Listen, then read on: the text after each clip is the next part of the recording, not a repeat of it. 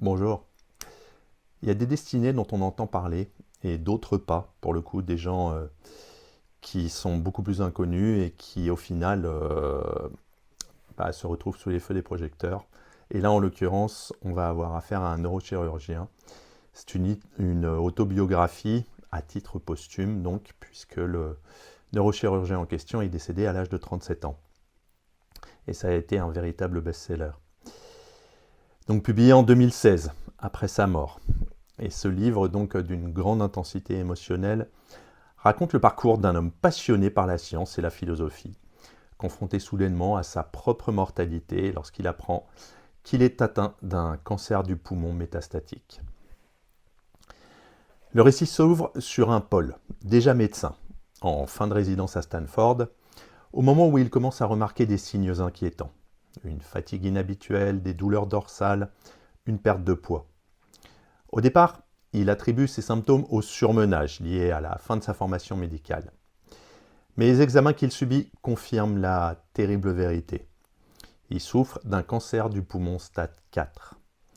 Le diagnostic est brutal, d'autant plus ironique qu'il vient de frapper un homme dont le métier consiste justement à soigner la fragilité du corps humain. Le livre est divisé en deux grandes parties. Tout d'abord, dans la première partie, qui est intitulé In Perfect Health I Begin, donc je commence en parfaite santé.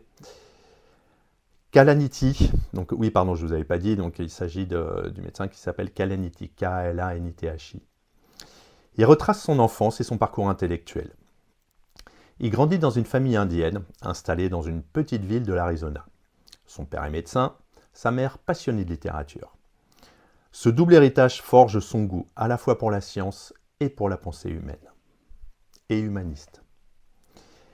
À l'université, il hésite entre la littérature et la médecine.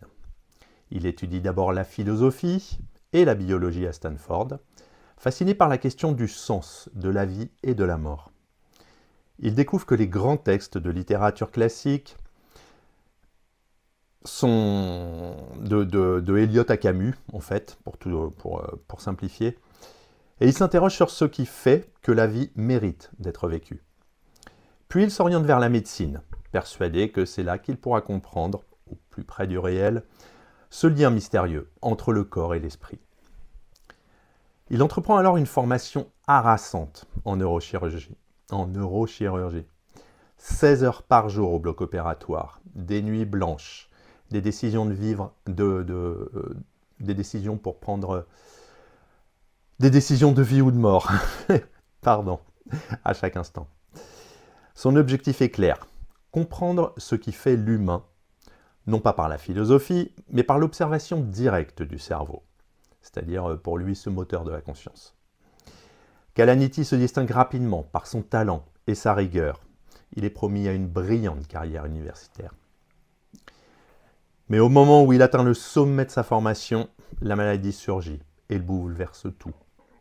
Cette seconde partie intitulée « Cease not till death » ne t'arrête pas avant la mort, raconte sa confrontation progressive avec la finitude. Le médecin devient patient. Celui qui avait appris à diagnostiquer, traiter, sauver, doit maintenant apprendre à être soigné, dépendant et vulnérable. Il décrit avec précision cette inversion de perspective. Les couloirs de l'hôpital qu'il connaît si bien prennent une autre dimension quand il y circule en blouse de patient. Il ressent le désarroi de ceux qui attendent un pronostic, la douleur de ne plus maîtriser sa vie. Pourtant, Kalaniti reste d'une lucidité exceptionnelle. Il analyse son propre déclin comme une expérience humaine fondamentale. Son épouse, Lucie, elle aussi médecin, devient une figure centrale du récit. Leur relation traverse des périodes de tension. La fatigue, la peur, la perspective de la mort mettent le couple à l'épreuve.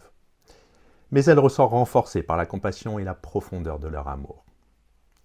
Ensemble, ils prennent une décision majeure, avoir un enfant, malgré la maladie.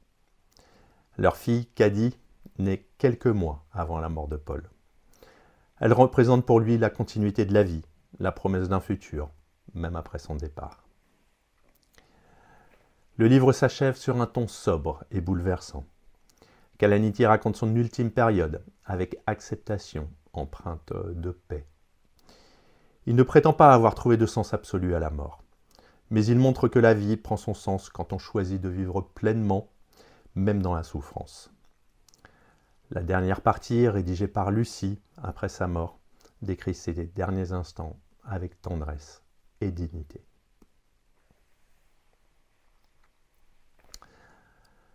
Donc When Breathe Becomes Air est à la fois en fait un récit de maladie, une méditation philosophique et une œuvre de littérature spirituelle. On va d'abord regarder le face-à-face avec la mort. Le thème central est évidemment la confrontation avec la mortalité. Kalaniti refuse les clichés du courage héroïque. Il ne cherche pas à vaincre le cancer, mais à comprendre ce qu'il signifie. La mort n'est plus pour lui un concept théorique, mais une réalité intime et inévitable. Il écrit « La question n'est plus de savoir comment éviter la mort, mais comment vivre jusqu'à la mort. » Cette phrase résume l'esprit du livre. Kalaniti ne cherche pas de solution, mais une attitude juste. Vivre lucidement, dignement, pleinement et jusqu'au bout. Ensuite, le livre aborde la science et l'humanisme, qui sont entremêlés. C'est donc une réflexion sur la relation entre la médecine et l'humanité. Kalaniti montre la tension constante entre le savoir scientifique, froid et objectif, et la réalité émotionnelle des patients. En tant que neurochirurgien, il doit apprendre à rester rationnel face à la souffrance, mais sans devenir totalement indifférent. Sa maladie révèle la fragilité de cette posture. Le médecin et le patient ne sont séparés que par une frontière illusoire. La science donne des réponses techniques, mais pas de sens existentiel. Ce sens, il faut le chercher ailleurs, dans l'amour, la littérature et la conscience du présent. Ensuite, le langage comme rempart contre la mort. L'écriture pour Kalaniti est une forme de résistance. En racontant sa vie, il raconte la peur en essayant de nous la faire comprendre, et la douleur en beauté. Il rejoint ainsi une longue tradition d'écrivains médecins qui voient dans la littérature un moyen d'explorer la condition humaine. Le style est limpide, poétique. Il mélange la précision clinique et l'émotion contenue. Même dans les moments les plus tragiques, il garde une pudeur exemplaire. Et enfin, la recherche de sens. Pourquoi vivre? Pourquoi travailler? Pourquoi aimer quand la mort est certaine de venir frapper à votre porte? Kalaniti ne donne pas de réponse universelle, mais son parcours montre que le sens se construit dans l'engagement envers les autres. Être médecin, pour lui, n'est pas seulement soigner des corps, c'est accompagner des âmes. Être père, c'est laisser une trace d'amour au-delà de la mort. Dans le livre, donc, bien évidemment, c'est une autobiographie. Donc, il y a Paul, Lucie, sa femme, qui fait partie intégrante du récit, Caddy, leur fille, aussi les collègues et les patients. Donc, pour conclure, c'est un témoignage en fin de vie, mais pas que. Un témoignage sur la fin de vie. C'est un livre sur la condition humaine, une exploration lumineuse du sens de l'existence. Paul Kalaniti parvient à faire dialoguer la science, la philosophie et la spiritualité dans un texte d'une clarté bouleversante. Ce qui rend son récit universel, c'est qu'il ne parle pas seulement de la mort, mais surtout de ce qui rend la vie précieuse. L'amour, la curiosité, la beauté du monde, le lien avec autrui également. Son message ultime, adressé à sa fille, résume tout.